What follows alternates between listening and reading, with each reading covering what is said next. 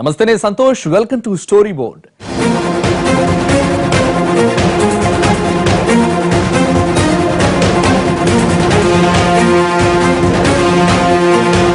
మన దేశంలో ఇలా పెద్ద నోట్ల రద్దు ఇప్పుడే కొత్తగా పుట్టుకొచ్చిందేమీ కాదు. ఇంకా చెప్పాలంటే నల్లధనాన్ని నిర్మూలించడానికి పెద్ద నోట్ల రద్దే సరైన నిర్ణయమని 40 ఏళ్ల కిందటే వాంఛూ కమిటీ సిఫార్సులు కూడా చేసింది. స్వతంత్ర భారతదేశంలో కూడా గతంలో ఈ పెద్ద నోట్ల రద్దు జరిగింది. కానీ అప్పుడెప్పుడూ కానరాని వ్యతిరేకత ఇప్పుడు మాత్రం ఎందుకొచ్చింది? ఇంత పెద్ద నిర్ణయం తీసుకున్న మోదీ దాని అమల్లో ఎక్కడ తప్పటడుగు వేశారు? పెద్ద నోట్ల రద్దులో మోదీ మిస్టేక్. 8 नवंबर 2016 की रात्रि को 12 बजे से वर्तमान में जारी 500 रुपए और 1000 रुपए के करेंसी नोट लीगल टेंडर नहीं रहेंगे. నవంబర్ 8 రాత్రి నరేంద్ర మోడీ తీసుకున్న నిర్ణయం కూడా జస్ట్ 4 గంటల్లో అమల్లోకి వచ్చేసింది. ఎందుకంటే ఆ మాట చెప్పింది దేశ ప్రధాని కాబట్టి.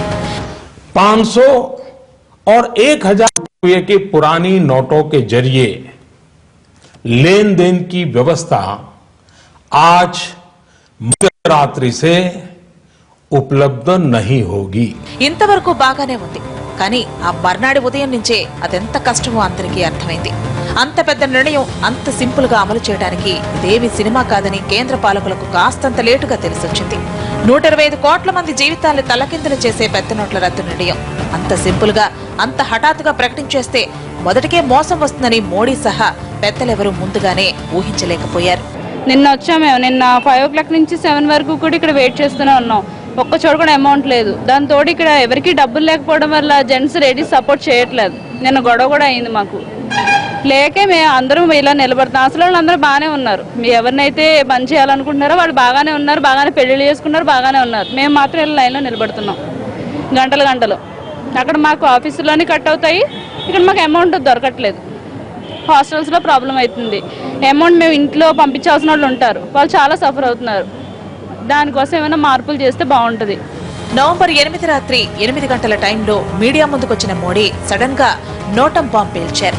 అది ఏదో సినిమాటిక్ గా డ్రామాటిక్ గా అలా వచ్చి పెద్ద నోట్లన్నీ ఈ రాత్రి నుంచి రద్దయిపోతున్నాయని ప్రకటించి ఎంచక్కా వెళ్లిపోయారు.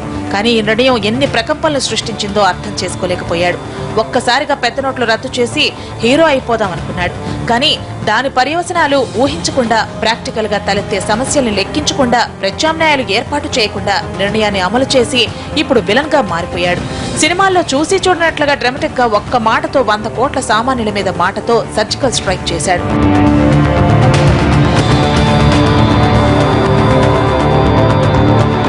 ఈ ప్రకటన అత్యంత వ్యూహాత్మకంగా చేశానని మోడీ అనుకుని ఉండొచ్చు.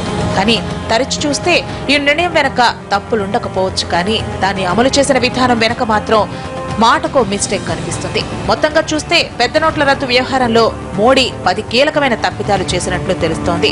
ఇందులో మోడీ చేసిన మొదటి మిస్టేక్ తాను ప్రకటన చేసిన 4 గంటల్లోగా రద్దు అమల్లోకి తీసుకురావటం. నవంబర్ 8 రాత్రి కేబినెట్ మీటింగ్ అనంతరం సడన్ గా బయటకొచ్చిన మోడీ మాట్లాడుతూ దేశవ్యాప్తంగా అదే రోజు రాత్రి నుంచి 500 1000 నోట్ల వినియోగాన్ని రద్దు చేస్తున్నట్టు ప్రకటించారు. అది కూడా రాత్రికి రాత్రే అన్ని బంద్ అన్నాడు. ఇలాంటి నిర్ణయాలు సినిమాల్లో హీరోలు చెప్తే నడుస్తాయి. కానీ 125 కోట్ల మంది జనాభా ఉన్న భారత్ లాంటి దేశంలో మాత్రం అమలవడం కష్టమే. నేను సుల్తాన్ బజార్ నుంచి వచ్చాను. ఇది కార్తీక మాసం సందర్భంగా ప్రతి రోజు వచ్చి పూలు తీసుకుపోతుంటాను. కానీ 2000 నోటు వచ్చిన కానించి ఈ చిల్లర కావాలంటే ఎవరి దగ్గర ఇవ్వడం లేదు. మళ్ళీ రిటర్న్ పోవటము, మళ్ళీ చిల్లర తీసుకొని రావటము చాలా ఇబ్బందులు అవుతున్నాయి.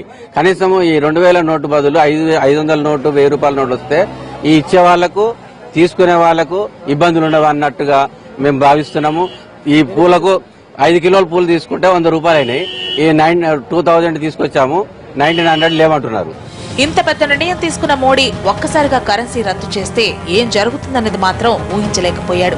ఎందుకంటే 125 కోట్ల మందికి ఆధార్ కార్డులు ఇవ్వాలని మొదలుపెట్టిన ప్రాజెక్టులు 10 ఏళ్లైనా పూర్తి కాలేదు. ఇంకా సగం మందికి ఆధార్ కార్డే రాలేదు.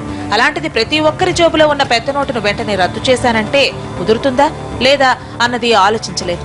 దేశంలో ఉన్న ప్రజల సమస్యలను అర్థం చేసుకోలేకపోయాడు. వాటి మీద పూర్తిస్థాయి అవగాహన లేకుండానే నిర్ణయం తీసేసుకున్నాడు. దీంతో మర్నాడి ఉదయం నుంచే ఈ క్షణం వరకు సామాన్యుడు కొత్త నోట్ల కోసం, చిల్లర కోసం బ్యాంకుల ముందు, ఏటీఎంల ముందు కిలోమీటర్ల మేర ఉన్న క్యూ లైన్లలో శక్తి మేర అసహనంగా నిలుచునే ఉన్నాడు.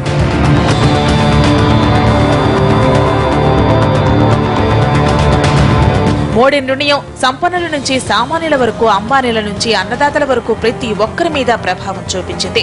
బ్లాక్ మనీ దాచుకున్న వాళ్ల సంగతి పక్కన పెడితే 6 కాలం రెక్కల ముక్కలు చేసుకుని ₹1 సంపాదించిన సామాన్యుడు తన డబ్బును కేంద్రం లాగేసుకుందని భయపడ్డాడు. తన కష్టానికి విలువ లేకుండా చేశారని నివ్వెరపోయాడు. ఇంకా చెప్పాలంటే తన డబ్బును కేంద్రం లాగేసుకుంటోందన్న సామాన్యుడి అహం మీద దెబ్బ కొట్టారు మోడీ. అందుకే పెద్ద నోట్ల రద్దుపై దేశవ్యాప్తంగా ఈ స్థాయిలో అసహనం పెళ్లిపుకుతోంది. చిల్లర కోసం నానా వస్తువులు పడుతున్న సామాన్యుడు తన ఆక్రోశాన్ని, ఆగ్రహాన్ని ఎలా పడితే అలా వెళ్లగక్కుతున్నాడు.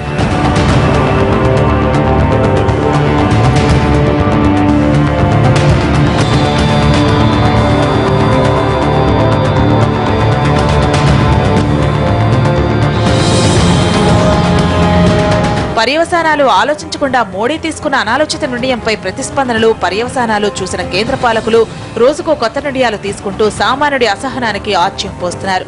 మొదట్లో 4000 నగదు మార్పిడి అని చెప్పి ఇప్పుడు 2000 అన్నారు. మొదట్లో 2 రోజుల్లాగో కొత్త నోట్లు అందుబాటులో ఉంటాయన్న మోడీ ఆ తర్వాత ఈ ఇబ్బంది 10 రోజులే అని సర్ది చెప్పుకొచ్చారు. కానీ విత్త మంత్రి మాట్లాడుతూ ఏటీఎంలలో డబ్బులు పెట్టడానికే మరో 2-3 వారాలు పడుతుందన్నారు.